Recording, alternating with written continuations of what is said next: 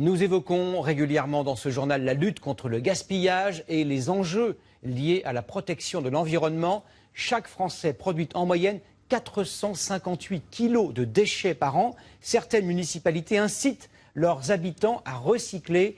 Pour le premier épisode de notre série Les solutions des communes pour demain, Nathalie Chiesa et Patrick Delanne nous emmènent dans le Puy-de-Dôme. À Saint-Georges-de-Mont en Auvergne, on trouve des bacs à compost presque partout. Dans les jardins bien sûr, mais aussi au pied des immeubles collectifs.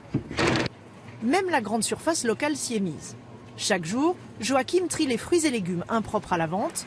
En les stockant ici, ce sont près de 4 à 5 tonnes de déchets qui ne partent pas à l'incinérateur.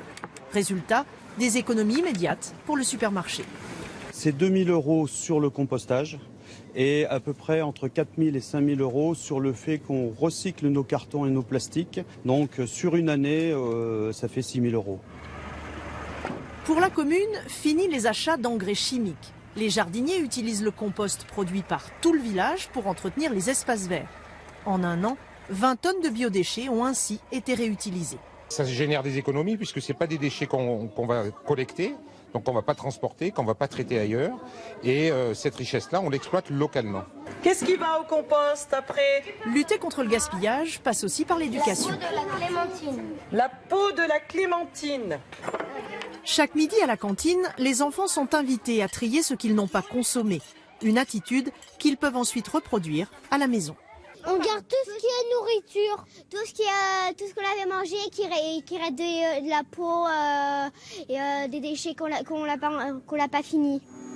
Des ateliers d'information sont mis en place pour inciter la population à adopter les bons réflexes.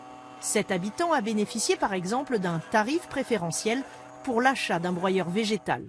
Il dispose aujourd'hui de son propre compost. C'est moins cher que d'aller l'acheter dans le commerce en sac de 20 ou 30 kilos.